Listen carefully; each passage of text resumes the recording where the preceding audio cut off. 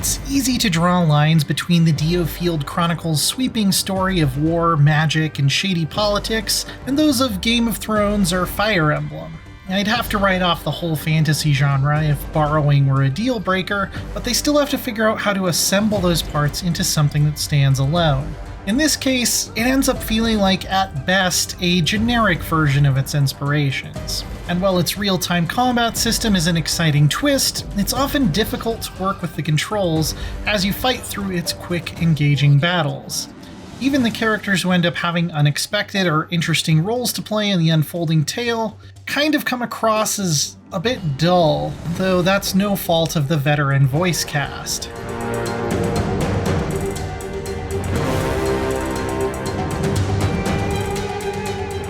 The world of DioField feels like anyone's first try at making up a whole new setting for a Dungeons & Dragons campaign, complete with an evil empire trying to conquer everything and characters earnestly named things like Frederick Lester. You have corrupt nobles scheming, fanatical church, beast men. It's all within the big book of fantasy tropes, but it's not entirely without charm.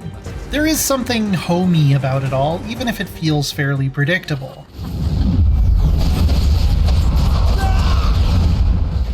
I was impressed with the entire voice cast who bring this world to life, including some excellent gravelly narration from Geralt of Rivia himself, Doug Cockle. This unit is headed by Commander Yalzam Jordan, a former knight from a mid-ranking noble family. But the voice direction leaves a lot to be desired, with many important conversations let down by stiff and unenergetic deliveries. Who are you? Let's just say that we're soldiers. Soldiers? While each member of the main cast has a complex and interesting backstory and motivations, the way the English dialogue is written doesn't always come across as very authentic. Please, seek shelter and leave the fighting to us. There are issues with the combat as well. The fundamentals are strong. It's sort of a pausable, real-time Fire Emblem with waypoint-based movement, lots of environmental interactions, and plenty of diverse classes and abilities to weave together.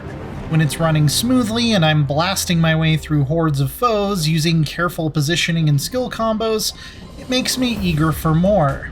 Across 6 chapters and more than 40 hours, it can certainly deliver plenty of new adventures, too.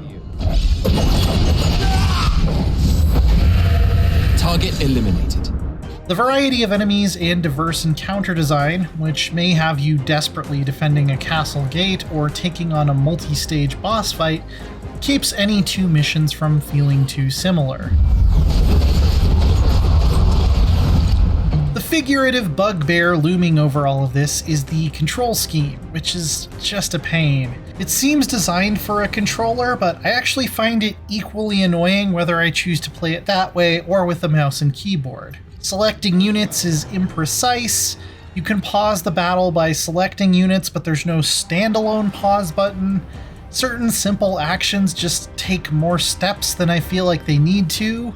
If I have my knight selected here and I hit the key to bring up the special moves menu, why does it switch to a different character and make me select him again?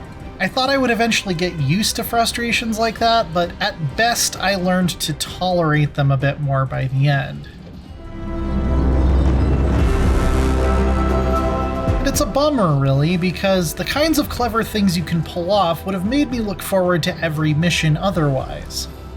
Each one is brisk, about 5 to 10 minutes long, even with a lot of pausing, which keeps the action fierce and the campaign from ever bogging down, even if you do all the optional stuff like I did. All ranks! Forward!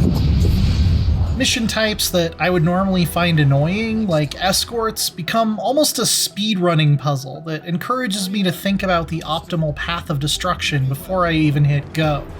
Failure usually isn't that big a deal, since even the longest missions are fairly short and designed to be replayed for bonus objectives.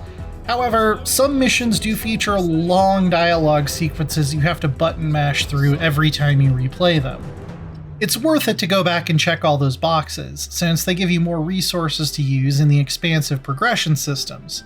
It can be a bit overwhelming at first to keep track of all the different currencies, individual characters, or ability points to boost their stats, which are different from skill points, which belong to each class to upgrade their specific abilities, and your company of mercenaries, later knights, gains unit experience, as well as ranks in individual facilities like the shop and the blacksmith. Oh, and I didn't even mention how you can spend rare resources to unlock new summons and weapons. But once I got a handle on it, I really enjoyed the level of customization it gave me over my 4-character party. There's a satisfying sense of taking a ragtag group of sellswords and training them up into one of the most feared fighting forces on the continent. And the economy is very well balanced, so I never got to a point where I couldn't find anything meaningful to spend my shiny treasure on. DioField is pretty good looking too. The lighting and character models aren't going to blow anyone's mind, but it shows a strong art direction and creates a sense of identity for everyone, from the main cast down to minor characters. I may not always approve of their fashion choices. Purple boots with a blue uniform, really? But looking at anyone in this world tells you a lot about who they are and what they do. That being said, the vibe is just a bit too much generic medieval fantasy. Square Enix is good at putting its own spin on these tropes in games like the many Final Fantasies or Chrono Trigger, but I just don't see it here. In addition, while characters will often talk about what they're feeling, their faces aren't very emotive in most conversations, which contributes to the sort of dreary boarding school atmosphere. The whole world could have benefited from someone turning the attitude dial up a notch or 3. Of course, every time I summon Bahamut from the sky to rain destruction on my foes, these concerns fade away, if only for a moment. Big dragon shoot shiny fireball good.